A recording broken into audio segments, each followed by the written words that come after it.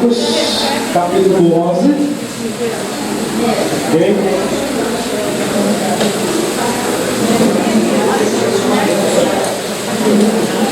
Marcos, capítulo 11.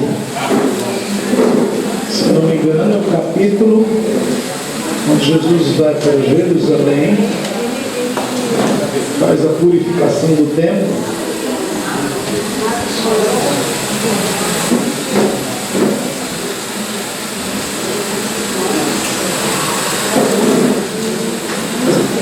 Isso acontece na última semana.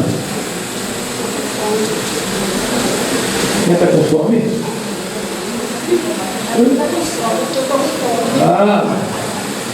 Puxa vida, deveria ter comido um biscoitinho na hora do intervalo, porque não come não?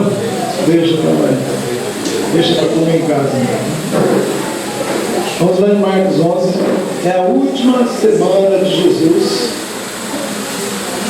Não que isso seja importante para o estudo, mas só para você se situar, é quando ele entra na cidade de Jerusalém, montado, aplaudido como rei. Ele já ressuscitou Lázaro, já está selado que ele vai morrer, porque o último milagre que ele fez, o último milagre que chamou a atenção, pelo menos, que houve registro da parte dos evangelistas, de João, que é o mais minucioso para escolher alguns milagres. Não significa que Jesus fez só esses milagres que estão na Bíblia, porque João disse que se fosse escrever não haveria nem papel nem tinta, né? Seria necessário muitos livros. Então, muitas vezes algumas pessoas dizem: mas Jesus não curou todos. Dizem que quando ele foi lá no tanque de Betesda, tinha muitos paralíticos, enfermos, e isso aqui, esperando o movimento das águas, ele só curou um. Então não significa que ele quer curar todos. Até isso algumas pessoas dizem, né? Bom, João registra o que lhe convém registrar. Agora, o fato de não dar mais registro se outras pessoas foram curadas em Betesda, eu não posso afirmar que não foi curado nem que foi curado, porque não está escrito. Só está escrito que ele curou o homem que carregou a maca. Não é isso? Não diz que ele não curou outros. João focou esse. Assim como alguns lugares, alguns focam que havia um leproso que foi atrás de Jesus. Você vai ver o texto paralelo do Evangelho, que tinham 2 leprosos. Ou seja, tem contradição? Não. Um narrou que ele observou que estava acontecendo com um leproso apenas. E o outro narrou o que estava acontecendo na cena em geral. Pegou 2. Qual está certo, qual está errado? Nenhum está errado. Os 2 estão certos. Sabe que por muito tempo eu pensei que o maná foi dado primeiro e as codornizes depois. De muito tempo, quando eles estavam bem enjoados de maná, aí então Deus mandou codornas. Hoje eu estava lendo, os 2 foram dados no mesmo dia, um de manhã e outro de tarde. Só que até hoje eu acreditava de que a codorna foi dada bem depois, quando eles já estavam reclamando do maná. Não, eles fizeram uma reclamação 45 dias depois. Saíram da terra do Egito, pastores cantarem no mar, celebrar a vitória e chegaram a um lugar que não tinha água. Então houve um milagre de Mara. E diz o texto seguinte, que aos 15 dias do segundo mês, então dá 45 dias, 1 mês e 15 dias, eles reclamaram que não tinha pão, não tinha carne. E disseram: você trouxe a gente para morrer nesse deserto? Pelo menos se a gente tivesse morrido lá nas panelas de carne do Egito, era melhor. 45 dias depois. E diz, Deus fala para Moisés: avisa o povo que eu vou lhes enviar pão e carne. Pela manhã, pão, e à tarde, codornizes. Aí começa a descrição do ocorrido. Vai uns 2 ou 3 capítulos e não fala das codornizes. Fala de que o pão veio, como que era feito o pão, quantos dias era para colher, quanto não era para colher, a medida que era para colher, e vai descrevendo, aí você esquece da codorniz. Lá na frente, vai relatar a codorniz. E dá a impressão que já passou um tempão que estava caindo o pão. Tempão que estava caindo o pão lá, interessante. Mas não é assim. Então, o que confunde muitas vezes a gente é a forma do relato. Você tem que estar atento também ao relato. Porque é importante prestar atenção. Olha, eu estava falando isso com o apóstolo Marco Antônio. Quando a gente vai fundamentar uma verdade, vai fundamentar um novo mover que não é novo e velho, mas você tem que restaurar uma verdade perdida, é necessário gastar tempo com detalhes. Depois que estiver estabelecido, não precisa mais. Já está consolidado na mente de toda a pessoa. Mas e até consolidar, precisa trabalhar detalhes. Então, nós estamos consolidando sobre a cura do físico, a importância, a biblicidade, né, o fundamento, a obra de Jesus. Será que isso aí é só para algumas pessoas? É só de vez em quando? Não, a gente viu que não, é o fundamento do ministério, é a base do ministério dele. Mas como vamos trabalhar isso? Olhando, como nós vemos, o significado da palavra cativo, o significado da palavra prisão, porque ele veio libertar os cativos. E você vai ver que ele mesmo chama cativo aqueles que estão enfermos, aqueles que estão opressos por Satanás. Opressão ele chama de enfermidade também. Jó sofreu alguns males, não é verdade? Perdas financeiras, perda de filho e perda de saúde. O último grande mal, e que Satanás pediu assim, vou chegar ao máximo. Qual que era? A enfermidade. Olha que interessante, a enfermidade foi o grande mal. Claro que perda de filhos é muito ruim, perda de bens, muito ruim, mas todos nós dizemos que ficando a saúde a gente se recupera, né? Todos nós sabemos que saúde é algo muito grande mesmo.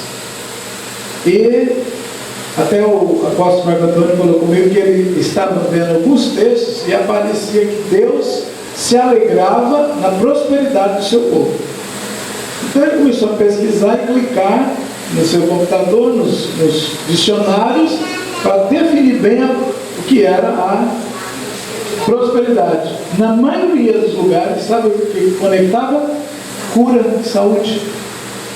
Prosperidade da saúde. Era sempre considerado a maior prosperidade do ser humano. Então, quando Jó está enfermo, que é o último grau que Satanás trabalha com ele, e não uma dorzinha de cabeça, né? Não um desconforto, mas chagas no seu corpo todo. E então, lá no final, o Senhor diz assim: e virou o Senhor o cativeiro de Jó. Mais uma versão, ou mais uma confirmação para chamar os cativos como os enfermos. E deu-lhe em dobro tudo o que possuía. Ou seja, a primeira etapa não está falando das perdas, então. Quando fala cativeiro, não está falando do fato de ter perdido as coisas. Porque ele diz, virou o cativeiro, ele lhe deu em dobro. Ou seja, tratou dois assuntos. Tirou a doença, que era o cativeiro de Satanás, e devolveu, colocou em dobro a ele tudo que ele possuía. É bom a gente prestar atenção em pequenas palavras e associando ela a outros textos. Existe uma argumentação forte para destruir o fato de que Deus quer curar a todos, e usam muito a vida de Paulo para tentar destruir. Aquelas pessoas que querem destruir o fato de que Deus quer dar saúde 100%, que Deus quer curar as pessoas, se apegam sempre a pequenos detalhes. E uma das coisas que se apegam muito é a enfermidade de Paulo. Eu estou dizendo enfermidade, mas a Bíblia não diz que tinha enfermidade. A Bíblia diz um espinho na carne. E aí associam o espinho com a enfermidade. Em nenhum lugar na Bíblia a palavra espinho está ligada à enfermidade. Nenhum lugar. Cativeiro está. Prisão está. E quando Paulo vai preso, a Bíblia descreve que era prisão o quê? Grade. Não fala que era enfermidade, porque aí descreve realmente que tipo de prisão. Porque se só falasse ele estava preso, poderia também dar a impressão de que era por enfermidade. Mas a primeira vez que aparece a palavra espinho na Bíblia é com relação a aqueles cananitas ou amalequitas, eu não lembro bem qual a designação perfeita, mas que Deus fala que se Israel não os vencesse, não os tirasse, eles seriam como espinhos no seu lado. Então a palavra espinho quer dizer pessoas se opondo a você, guerreando contra você. Isso é espinho. Isso Paulo teve demais. Que eram os judaizantes, aqueles que não queriam que a mensagem do Evangelho, de que Jesus fosse considerado o Messias, fosse pregado como Messias, então queriam destruir o ministério de Paulo. E ele diz, por que foi dado esse espinho? Eu sempre pensava que, e sempre falei, mas cada dia a gente vai percebendo que pode abrir para outras coisas, e a gente tem que chegar à verdade. E Paulo teria problema com orgulho, porque ele diz, para que eu não, ou para que não exaltasse, porque, devido ao tamanho das revelações, para que não exaltasse. Ora, Deus não tem problema algum em exaltar pessoas, ou que as pessoas sejam exaltadas. Está escrito, se humilhar, Deus te... Então não há problema em exaltar. Deus sempre pega no pé de quem se exalta. É aí que a coisa mora. Mas não me parece que Paulo estava querendo se exaltar, mas parece que ele estava querendo passar as revelações, e por isso havia perseguidores, porque toda perseguição a Paulo foi a mensagem que lhe foi revelada. Isso começou a mudar na minha mente. Parece que não é uma luta então pela questão do orgulho, parece que o espinho está tratando de que uma ação de inimigos tentando parar a exaltação da sua mensagem, da sua revelação. Isso pode ser. Isso faz mais sentido ele falar desse mensageiro de Satanás que fica me esbofeteando por causa das revelações, ou seja, por causa do que eu aprendi, do que eu falo. Ele não quer que eu me exalte, ele não quer que eu cresça, então eu tenho que parar. Isso pode ser. Então Paulo fez uma lista de coisas que o fizeram sofrer, mas não colocou nenhuma enfermidade na lista. Já estive em prisões, e sabe, está escrito que eram prisões físicas, não espirituais.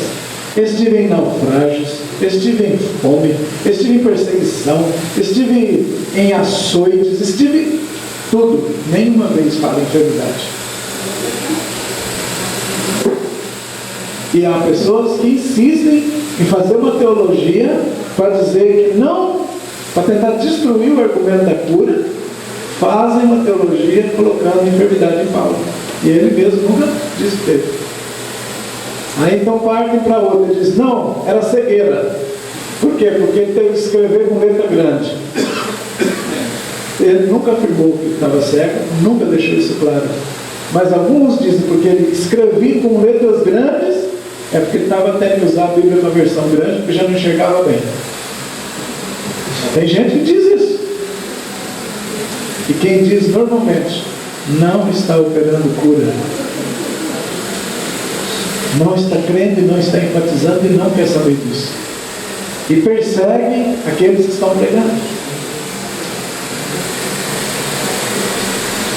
Então nós temos que derrubar esses argumentos. No livro Curar Enfermos e Expulsar Demônios, eu gosto desse livro, você vai ver muita argumentação. No Curry Blake, que eu passei o link para o apóstolo, ele leva essa linha de raciocínio de que Paulo não foi enfermo, e não há nenhuma base bíblica para chamá-lo de enfermo. Não tem. Ou seja, ele exortou que havia fracos e doentes e que dormiam, e depois ele ia ser. Não combina? Se ele nunca tivesse exortado acerca desse assunto e se omitido e falado, então até nós podemos aceitar, mas ele combateu isso também, combateu, falando: parem, vocês não podem estar enfermos, porque o corpo já foi dado por vós. Ele combateu. Então como é que ele ia combater na vida dos outros e conviver na sua? Amém? Então se alguém quer apagar a sua fé e dizer: você fica falando assim, mas Paulo era doente, você já sabe como responder. Amém? Amém. Paulo não era enfermo. Amém? Amém. Ele tinha inimigos, sim, que estavam opondo-se à mensagem, e o tempo todo que ele pregava, sempre chegava um grupinho atrás desfazendo. Sempre. Verdadeiros mensageiros de Satanás. Ok, vamos lá. Estamos no capítulo 11 aí? Marcos 11. No dia 12, verso 12, Jesus entrou em Jerusalém, foi aclamado como rei, jumentinho levou ele. No dia seguinte, eu estou no capítulo 11 de Marcos, verso 12 agora. No dia seguinte, quando estavam saindo de Betânia, Jesus teve fome.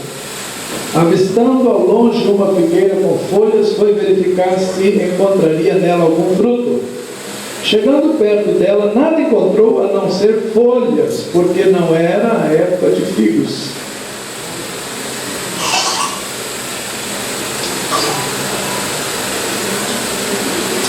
Eu não entendo uma coisa, e eu confesso que vou buscar entender um dia isso. Por que Jesus foi procurar figo fora da época? Né?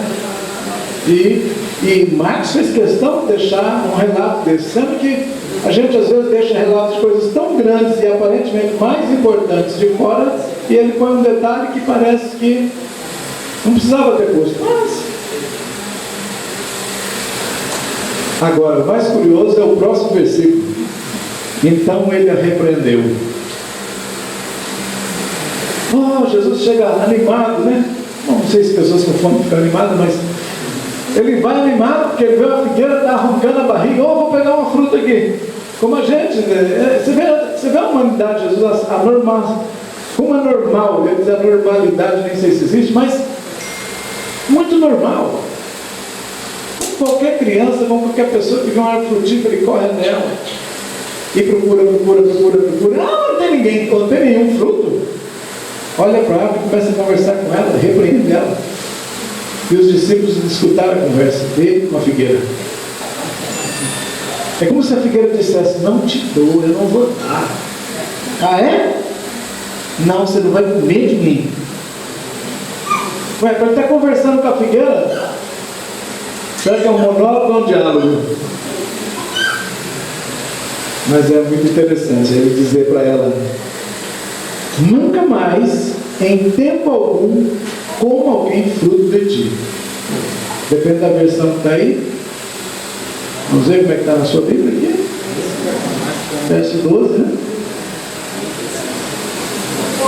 Nunca jamais coma alguém fruto de ti. E os seus discípulos ouviram isso. Está escrito. E os discípulos ouviram a conversa, gente. Eu acho que eles olharam um para o outro e falaram: o mestre está maluco. O mestre não está bom. Ele acabou de conversar com uma árvore, gente. Eu acho que aquele oba-oba de ontem, levantaram bandeira para ele, jogaram aquelas palmas na estrada, deixou ele um pouquinho. Ele está alterado, ele está conversando com a árvore, hein?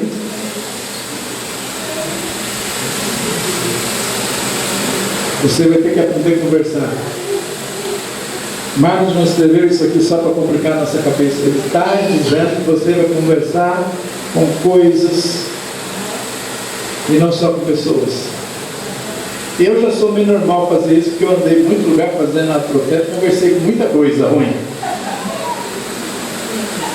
Agora aprende, Jesus conversou com o mar. Falou assim, eu pinto no mar e o mar acabou na onda. Não é verdade? Só que ele está estabelecendo um padrão de que nós podemos andar nele. Ele diz, vocês vão fazer isso, vão fazer mais. Ok? Tenho certeza que algum de vocês aqui já parou uma tempestade. Tenho certeza. Já? Sempre tem. Porque é impossível que algum crente não tenha sido conduzido pelo Espírito a parar algo que estava danificando. Tenho certeza que já. E alguns daqui já fizeram chover também. Você já fez, eu tenho certeza. Sempre tem, sempre. Porque Deus permite vivenciarmos isso para mostrar que não é coisa do outro mundo. Não é, profeta? Um amigo meu chegou em Israel e pediu um sinal para Deus, chuva. Só que onde estava? No deserto. O guia foi levando, olhou para o céu e falou, não acredito. Chuva no deserto? Tudo bem, mas tem a estação certa. Nessa época do ano eu nunca vi. Aí eu deixei ele dizer, é que eu estava pedindo a Deus um sinal. Eu pedi que o sinal fosse chover isso aqui, hoje. E a gente no deserto da Judéia, seco. Ele falou, tudo bem, irmão. Só assim se explica essa chuva, fora totalmente de época e nessa quantidade ainda. E aqui não cai chuva. Você tem que pegar a sua Bíblia e riscar a palavra impossível. Pega o dicionário, a Bíblia não, o dicionário, desculpa, e risca a palavra impossível. Porque não há essa palavra para Deus. Por que tem que estar no nosso vocabulário?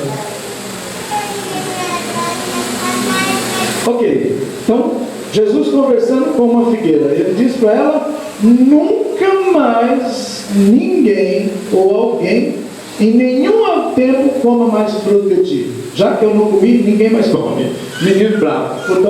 Mas ninguém joga, eu não jogo, ninguém joga. Eu não como, ninguém come. Não é? Foram embora. Os discípulos escutaram. Isso significa que ele falou alto. Ele não cochichou, ele disse alto. Aquele dia Jesus queria ensinar. Jesus queria passar um fundamento. Lembre-se, Jesus não montou uma igreja, não comprou cadeiras, não fez o sistema nosso. A forma que ele ensinava não era como nós ensinamos. Como nós ensinamos? Nós fazemos um seminário, nós marcamos dia e horário, nós trazemos uma filmadora, nós trazemos preletores, ensinadores, equipamentos, e ensinamos dessa maneira. Nada errado, funciona também. Na época de Jesus não funcionava assim. Como que ele ensinava? Andando, indo. E isso era muito mais difícil. Muito mais difícil. Imagina você sair com 12 pessoas, cidade após cidade, sustento, comida, pouso, mandar recursos para a família, enviar um dinheirinho para a família, abastece em casa, se são 12 homens, 12 casados, 12 esposas, e uma filharada, e 12 filhos de cada um. Que precisa de sustento. Então ele vai ensinando, andando pelo caminho, e não para fazer classe. Quando ele para, senta numa grama, senta num lugar, e as aulas sempre são acompanhadas de uma prática, fazendo algo para marcar aquele lugar. Então ele começou a aula Só que ele não avisou que estava começando uma lição. Ele foi lá e conversou com a figueira, soltou um decreto de que ela não desse mais fruto e foi embora. E falou alto e os seus discípulos estão perto. Não explicou nada e foram embora.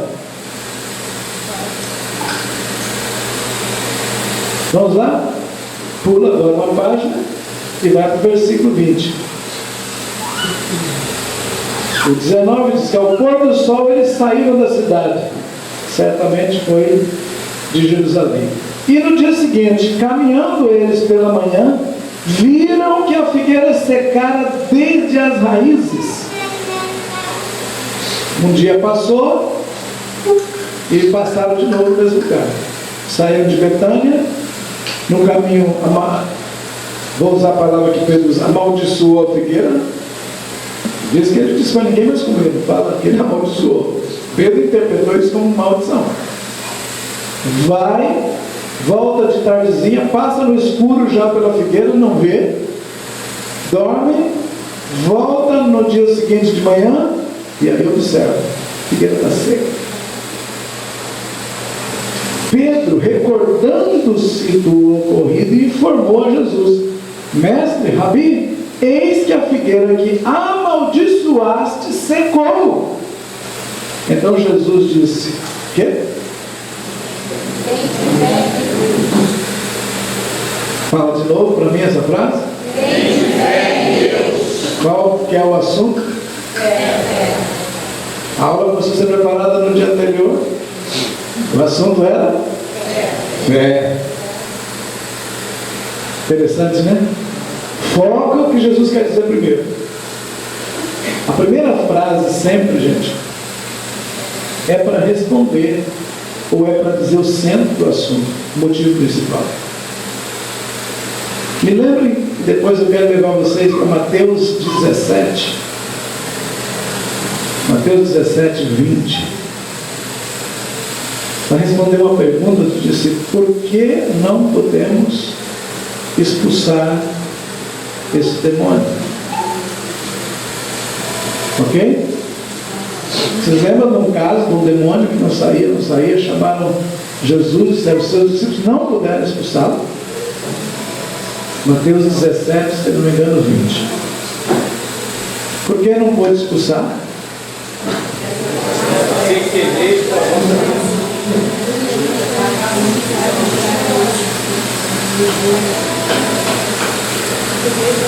Sempre há uma confusão nas respostas. Uns dizem porque a casta só saía com jejum e oração, e outros dizem porque eles não tiveram fé. Ou uma coisa ou outra. Ou não saiu porque era por causa de jejum e oração, ou era por causa de fé. Qual que vocês acham que foi? Uma crise de fé. Eu acho que é por jejum e oração. Vamos olhar depois, porque eu quero que você me cobre isso daqui a pouco. Porque tem duas. Todos acham que é a maioria das pessoas tem fé. Muitas coisas não saem. Por exemplo, eu mesmo tenho muita fé. Ele segue em Deus, confio em Deus. Por isso que eu acho que eu sou viva. Mas jejum e oração, eu acho que é mais difícil. Vamos ver na Bíblia daqui a pouquinho. Vamos continuar, porque esse é o assunto que vai mexer o nervo. Esse é o ponto onde ou é curado ou não é curado. Ou a obra de Deus se realiza ou não realiza. Já está feito, Ele prometeu. Então, alguma coisa vai precisar da parte humana para que aconteça. Não é isso? Então vamos lá. Jesus disse para ele: tende fé em Deus.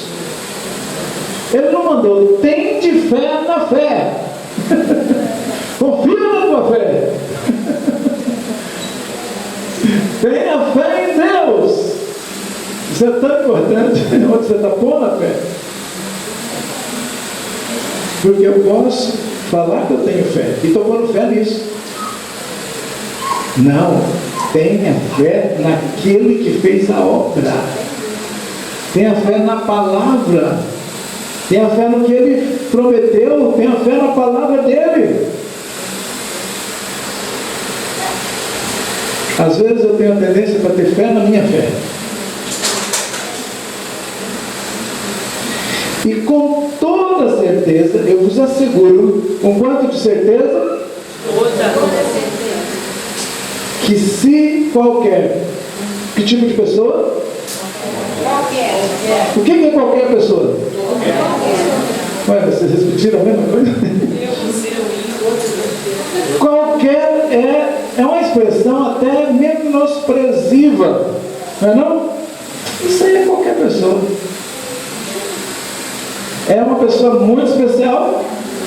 É uma pessoa que tem uma fé grande? É um qualquer. É um pastor? Pode ser. É um apóstolo? Aí você diz, não, é qualquer pessoa. Ou seja, se um apóstolo não for qualquer um, ele também não pode realizar isso, porque isso aqui é para qualquer um fazer. Preste atenção em cada palavra de Jesus. É tão importante. Isso foi escrito dessa maneira. Qualquer pessoa, se qualquer pessoa fazer o quê? Disser. Em algumas versões está ordenar. De qualquer forma, dar uma ordem é dizer alguma coisa. Ok? Se uma pessoa disser, se qualquer, vamos falar igual Jesus fez, ordenar, levanta-te, lança-te no mar, e não houver dúvidas. Aonde? Quantas partes do corpo já foram envolvidas aqui nesse versículo? Boca para dizer e coração para crer. Ou seja, qualquer pessoa que tenha boca e coração pode dizer e crer. Qualquer que disser e não houver dúvida, vale uma meia hora de aula só para a gente trabalhar a dúvida. Trabalhar o que é dúvida. Literalmente a palavra dúvida significa ir para trás, recuar de um propósito, voltar do que estava indo, acreditando, e parou e voltou. Duvidar é voltar atrás, ir para trás. Então, qualquer um que insistir no caminho que começou e não voltar atrás daquele caminho, mas crer.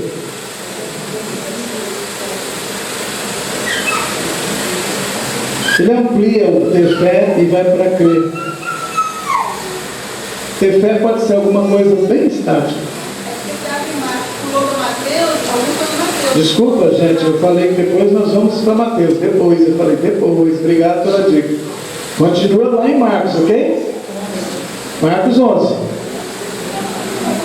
Vocês estão em Marcos 11? Mateus. Marcos ou Mateus vocês estão?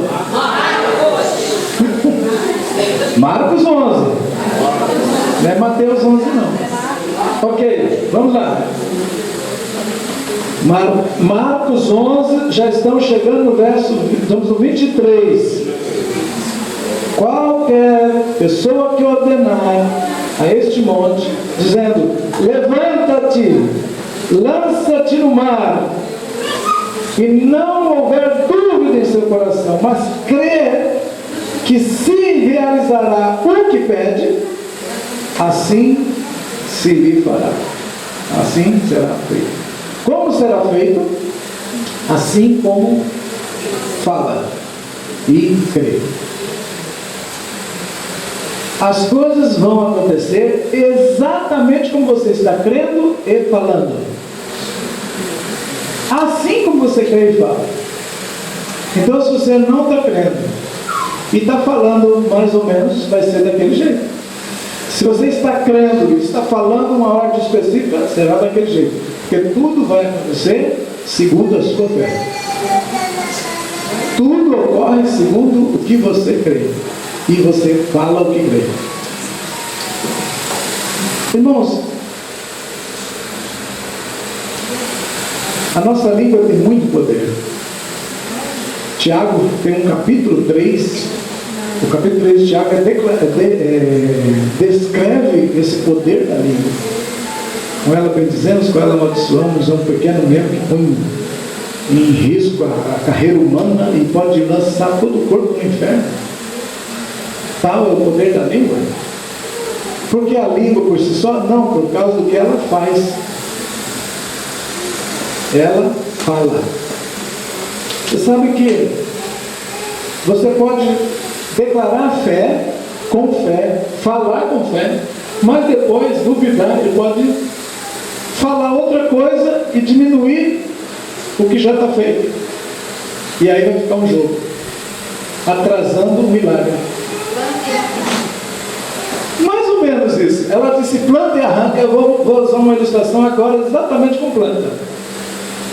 Existe uma plantinha, eu escutei o Curry falando de um feijão que eles plantam lá no México, que em, não sei se é 2 semanas, ele cresce 7 centímetros. Ou é em uma semana, eu não lembro se é 2 ou 1, mas vamos por 2. Então o que eles fazem? Eles fazem um buraco de 7 centímetros e plantam a semente. E depois de tantos dias exato, a pontinha aparece. Durante aqueles 14 dias você não vê nada. Está oculto aos seus olhos. Mas algo está acontecendo. Porque é o tempo daquela, é a natureza daquele tipo de feijão demorar aqueles dias. Mas suponhamos que eu furo 7 centímetros, coloco lá e espero 14 dias e corro lá e nada aconteceu. E aí eu descubro que à noite veio alguém e jogou mais uma camada de terra em cima. Jogou, não 7, ele colocou mais uns 20 ou 30 centímetros. Eu não vi. E agora eu começo a duvidar. Oh, a semente não era boa. Oh, não deu certo. Vou ter que plantar de novo. Com oração de cura é a mesma coisa. Ou com qualquer outro assunto. Existe um tempo que a Bíblia chama a palavra de semente. O semeador saiu a semear. Explicado. A palavra de Deus é a semente. Como é que então semeia-se terra? Ou como é que se coloca algo sobre a nossa palavra de fé e atrasa o tempo dela? Como é que você põe as palavras? Ou como é que você põe a semente? São palavras. E como é que pode, então, o que é colocado que pode também? São outras palavras contrárias. Se eu rego, eu estou abençoando a palavra, eu estou pondo fé na palavra, eu estou mantendo a fé, eu pondo oração, significa que eu estou regando. Mas qualquer sentimento ou palavra contrária, eu estou colocando mais camadas de dificuldade. Então, ok, na hora de fé, e recebi, fiquei emocionado, e é tudo conforme a gente sabe. E o pastor orou, e eu criei na palavra, então eu orei pela pessoa. Mas então, depois de alguns minutos, a pessoa diz, não senti nada. 5 centímetros de terra em cima. E aí, como é que foi o culto? Uma benção. O pastor orou por mim, e ficou curada? Não, mas eu creio até que você. Mas já está falando, já sem tanta confusão. Você vai dizer, fui! Já foi mais uma camadinha de terra. E vai colocando. Morreu a semente? Não. Está lá operando? Tá. Só que vai demorar mais tempo.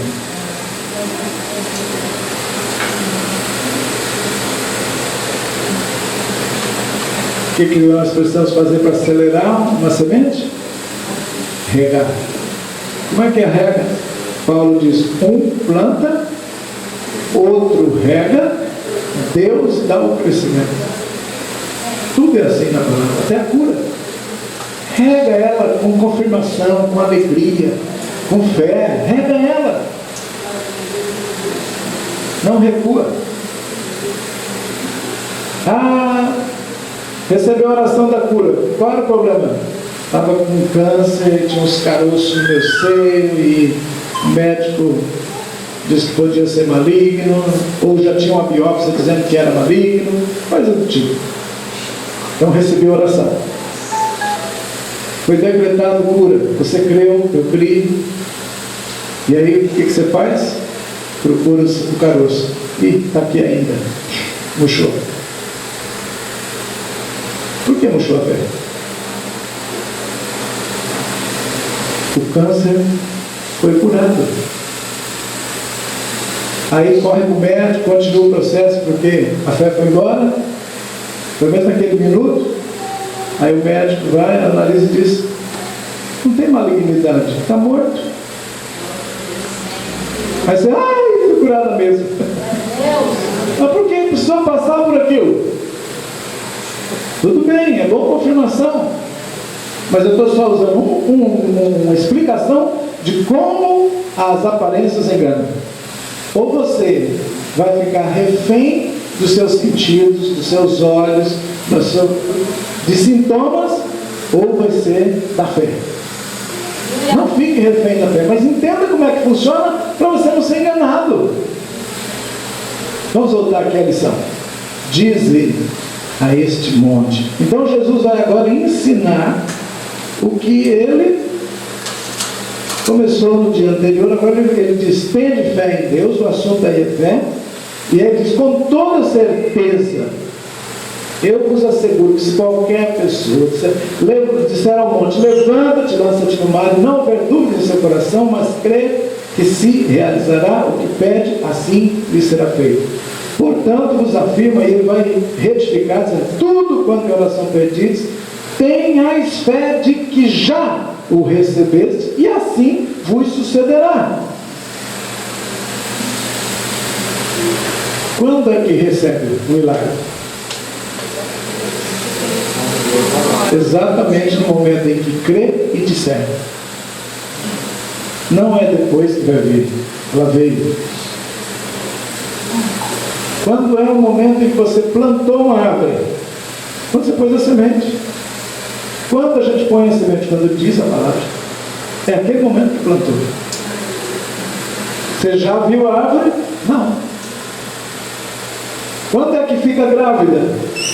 Quando é fecundada. É só depois que aparece o bebê? Não.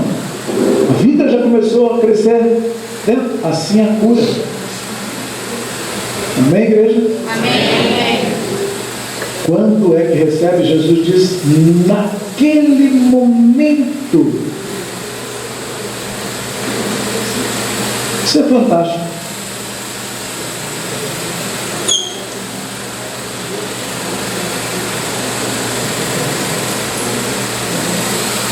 Crê que se realizará. Então você vai olhar para o problema e mandá-lo: levanta-te e vai para o mar. Que mar é esse que Jesus está dizendo? Porque ele usou montanha e mar. Se ele podia dizer, usar a figueira, que eu já tinha dado a ilustração da figueira. Eu já tinha feito a figueira, mas aí ele não usa árvore, ele usa uma montanha que é muito maior que uma árvore. Porque todos nós temos um monte de problemas na vida. Todos nós vamos ter que lançar um monte ao mar de vez em quando. Interessante o mar, porque a Bíblia fala que Deus lança nossos pecados aonde? No mar do... Olha o nome do mar. Então Jesus também quer que nós aprendamos a lançar todos, em toda enfermidade, todo problema, no mar do esquecimento. É lindo, né? Por isso ele usa essas figuras. Tudo tem sentido, mas Você não precisa também, como diz, fazer uma doutrina em cima disso aqui, dizendo, lança a enfermidade no mar do esquecimento, e toda vez que você for orar, você diz, eu lanço você no mar do esquecimento. Não precisa estabelecer criar um método em cima de uma palavra, porque as formas de curar são muitas, mas o elemento principal é dizer e crer. Crer no coração e dizer. Duas partes do corpo que estarão envolvidas na cura. É o coração para crer e a boca para dizer. Isso é o que Jesus acabou de falar aqui. E o que está escrito acerca da salvação? Quando é que a pessoa é salva? Está escrito na Bíblia, se creres no seu coração e com a sua boca confessares. Diga, salvação e cura estão atrelados e são conseguidas com o mesmo princípio. Elas vêm para nós, nós adquirimos pelo mesmo princípio. Agora ele fala, se tiveres fé como um grão de... Em outra ocasião, Jesus ensina isso. Agora eu pergunto, grão de mostarda é grande ou pequeno? Todo mundo sabe disso. Se tiveres uma pequena fé, existe fé maior e fé menor? Jesus disse que se tiver fé do tamanho do grão de mostarda. Só teve duas ocasiões em que ele admirou o tamanho da fé das pessoas. Não é verdade? Quando foi? O centurião e a mulher cananeia ganharam admiração porque havia uma festa muito grande. Engraçado, nenhum dos dois eram judeus. Os dois eram estrangeiros. E ele se admirou porque estrangeiros, eles nem em Israel, porque Israel é a casa dos filhos. E você sabe quanto de... Suponhamos, eu chego aqui, o apóstolo Marcos não me conhece, eu chego aí e digo, Marcos, eu tenho um ministério, estou ensinando nas igrejas, eu gostaria que sua igreja me ajudasse financeiramente. Ele diz, você é de alguma das igrejas minhas, lá do Rio Grande do Sul, onde está meu discípulo, você é da nossa rede? Eu digo, não, você não me conhece, tem um lugar, mas eu gostaria de 10 mil reais para passar um tempo no Rio, ensinando, pregando, curando pessoas. Me ajuda? Eu vou ter um pouco de discussão com ele e tal, e pá. De repente ele cede, confia no que eu estou falando. Eu tive fé, fui até ele e saí com 10 mil reais. Mas quando eu estou ali com ele, entra o Jonathan. Entra o Jonathan. Ô pai, eu preciso de 10 mil, pai. Estou completando para comprar um carro. É mesmo, meu filho? É? Toma. 10 mil reais foi dado para ele completar o dinheiro que estava faltando. Quem teve mais fé para conseguir? Eu ou o filho?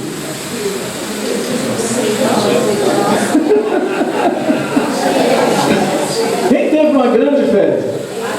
Ele precisa de uma fé enorme para chegar para o pai dele? Quem precisa de uma fé tão grande? Eu? Porque ele não me conhece. Ele precisou de uma fé muito grande? Não, porque ele sabe quem é o pai sabe, ele conhece o coração do pai, sabe que o pai está disposto a dar. Quando você não era crente para ser salvo, você teve que ter uma fé muito maior do que você precisava para ser curado. Porque agora você é filho. Vai! Por isso que Jesus fala, uma fezinha de nada. Você só precisa sair do seu lugar e ir lá pedir. E acabou.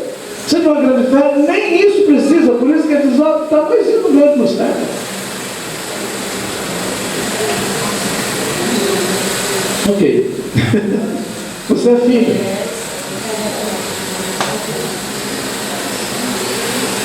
Às vezes você pensa que você está numa luta para convencer Deus a dar algo que Ele não quer dar, que Ele é turrão. Não é isso? Então eu vou ter que implorar bastante, jejuar bastante. Sabe o que você precisa jejuar? Só para quebrar a tua carne. Santificação. Não tem um versículo que fala que o jejum é para cura.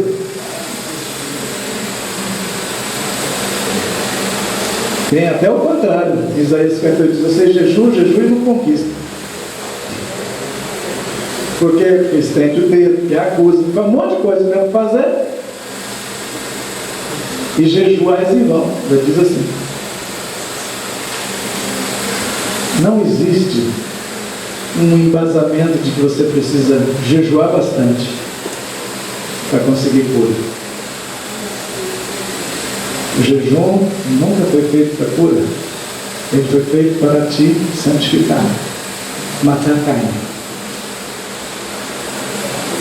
para sensibilizar mais com as obras de Deus, com as coisas do Espírito. Mas tudo bem.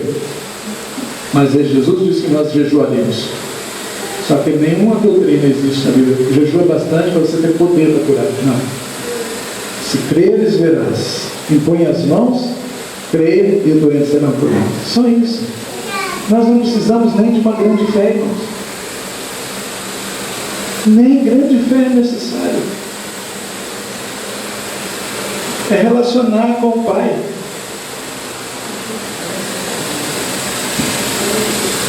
Isso está entrando no seu coração, você está descansando nisso, está confiando nisso.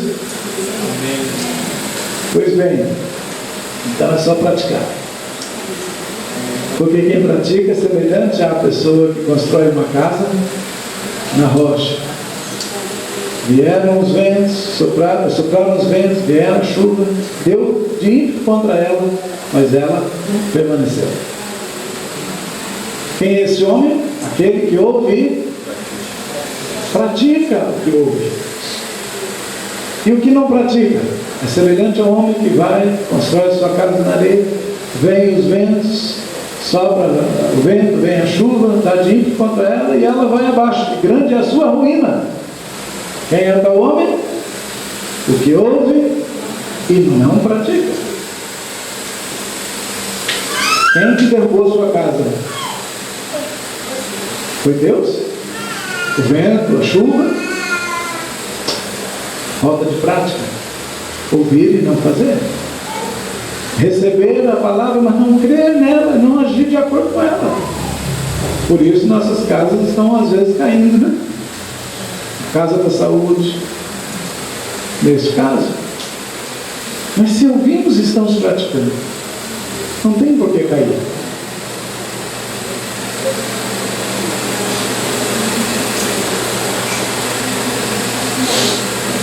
Aleluia. Vamos ver.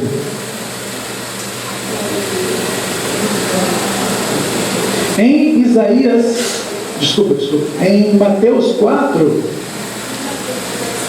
Vamos para Mateus 17. Obrigado, pastor. Já estão aí. Ainda bem que eu falei antes para a gente poder. Em Mateus 17, eu já até dei uma pincelada sobre a cura, sobre o jejum, né? Muitos falam que, então, para expulsar algum demônio ou curar alguma enfermidade, é preciso jejum e oração. Vamos ver o versículo. Vamos ver do 14 em diante. Mateus 17, 14. Ao chegarem onde se reunia a multidão, um homem aproximou-se de Jesus, ajoelhou-se diante dele e clamou: Senhor, compadece-te do meu filho, pois tem sofrido horrivelmente com ataques epiléticos. Muitas vezes cai no fogo e outros tantos na água. Apresentei-o a teus discípulos, mas eles não conseguiram curá-lo. Então Jesus exclamou: ó geração sem fé, perversa, até quando estarei convosco? Até quando vos terei de suportar? Trazei-mo aqui o menino. E Jesus repreendeu o demônio. Este saiu do menino, que daquele momento em diante ficou são. Então os discípulos chegaram-se a Jesus e em particular lhe perguntaram: por qual motivo não nos foi possível expulsá-lo? E ele respondeu: por causa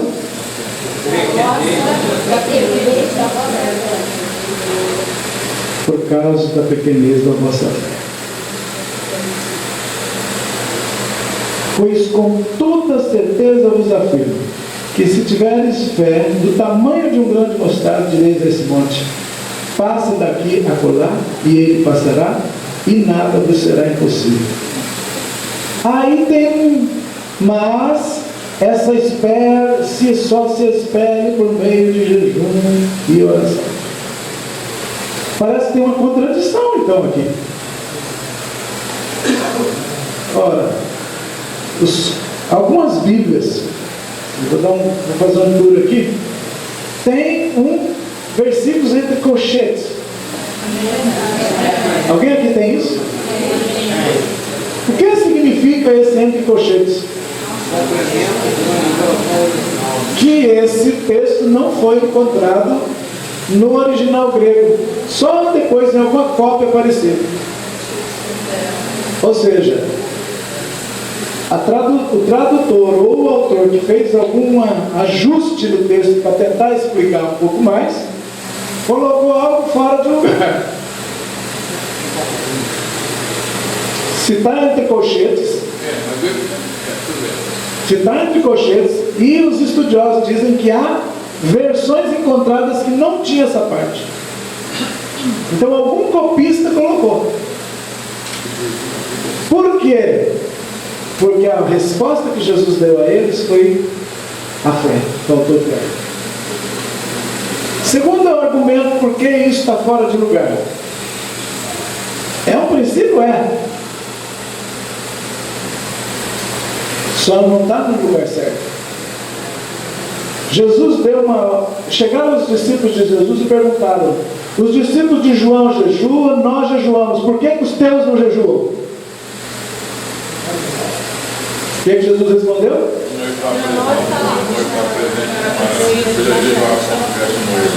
Não se jejua se o noivo está presente, mas quando o noivo for tirado, e chegará tempos em que jejuarão, e não se põe remendo novo para o velho foi por aí afora. Jesus não colocou sobre os discípulos dele, enquanto eles estivessem com eles, que jejuassem. Como é que ele ia cobrar então? Vocês não conseguiram porque não jejuaram. O Senhor disse para a gente não jejuar, que o Senhor estava conosco. Bingo! Ele não podia cobrar algo que ele não mandou eles fazer. Mas ele jejuou. Para abrir o ministério. Então, mas como homem ele jejuou. E ele disse que ele é o noivo. Jesus jejuou 40 dias, irmãos. E abriu o seu ministério assim. Paulo jejuou e disse: jejumos demais. E Jesus deixou a doutrina de jejum para nós seguirmos. Mas os discípulos dele, enquanto eles estavam juntos, 3 anos e meio, não jejuaram.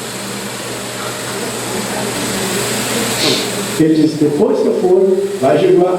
E todo mundo que começa o ministério, jejua. E se você não fez um jejum de 40 dias, você não começou o seu ministério. Você está ainda em treinamento. Quando Deus me pediu um jejum de 40 dias, eu soube disso. Ele me falou: comece o teu ministério. Eu falei: Jesus, mas já estou há alguns anos. Ele disse: vai começar quando você terminar o jejum. E sabe, quando ele quis dar um upgrade para mudar ou ampliar ou entrar numa nova dimensão, ele pediu outro. Eu espero que ele não me peça uma agora que está entrando nesse ministério de cura. Vai se pedir, mas E durante muito tempo você só comia um dia e comia no outro. 10 anos. Comia no dia e jejuava no outro. Comia num dia, não era assim?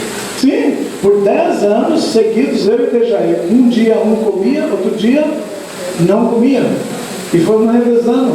Foram 8 anos fazendo revezamento, depois mais um ano de cada um sem comer carne. 10 anos.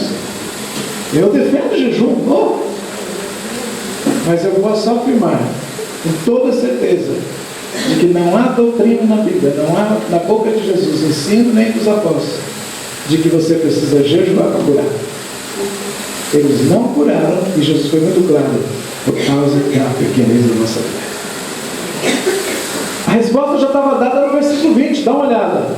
E ele respondeu, eles perguntaram, por qual motivo não podemos expulsá-lo? Ele diz, por causa da pequena fé. Acabou, pode tirar. Lá na frente aparece essa espécie, e está em parênteses. Então não faz parte da resposta original de Jesus. Amém? Amém. Então eu não estava jejuando, por isso que eu não consegui. Não. Creia e você consegue. Tudo vai também, gente, de habilidade. Isso é outro capítulo à parte, sobre a habilidade de liberar cura. Mas por enquanto vamos ficar aqui com o seguinte propósito. Diga, fale, use a palavra, seja curado. Use o dom da fala. Creia de todo o coração. Se compadece daquela pessoa e soma a fé dela. Creia junto com ela. Libera a palavra e será feito, Jesus disse. Em qual momento? Conforme você creu, na hora que você crê. Esse é o ensino puro de Jesus. Sem mistura, irmãos. Sem tirar, sem pôr, sem dificultar. Creia e diga. E quando você disser, a semente foi colocada, ela vai começar a crescer. Remove as pedras, remove a terra de cima, acelera o processo, rega com oração, fala sobre aquilo com convicção, e aquilo se fará conforme a sua fé. Amém? Amém? Glória a Deus, fica de pé.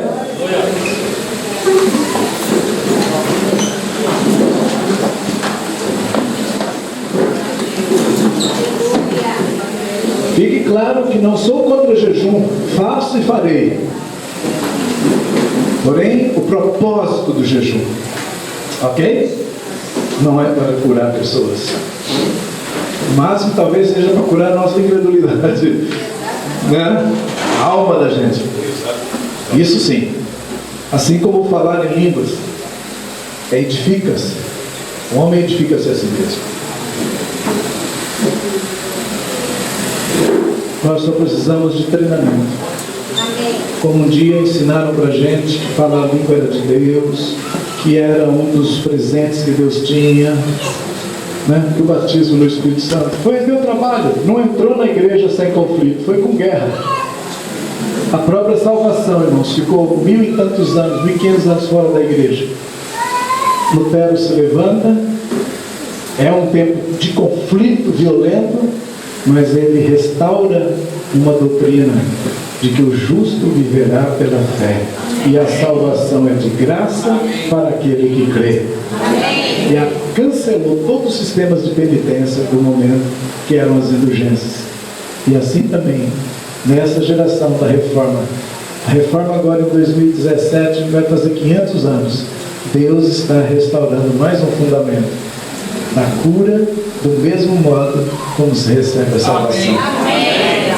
O Senhor use a nossa vida, amém, sendo curado e ministradores de cura. Amém.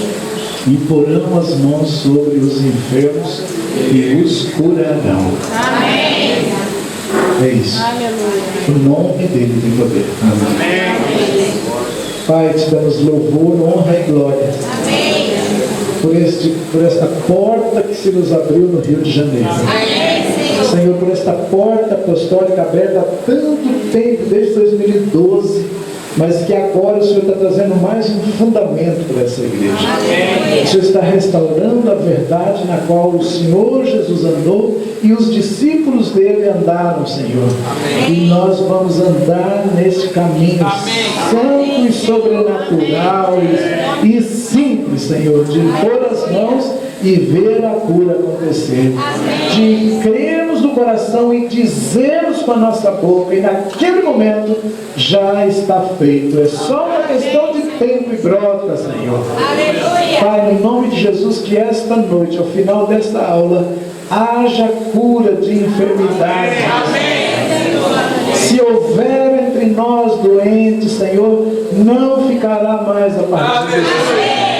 Porque porque o Senhor já morreu por isso, e já sofreu por isso, e nós recebemos a obra completa do Senhor, para que deixemos o Senhor satisfeito com o seu penoso trabalho. O fruto voltará para ti, Senhor. Em nome de Jesus nós te damos graças, e agora, Senhor, esperamos, Senhor, a sua operação entre nós, através de homens e mulheres que vão liberar a palavra de cura, em nome de Jesus. Amém e amém.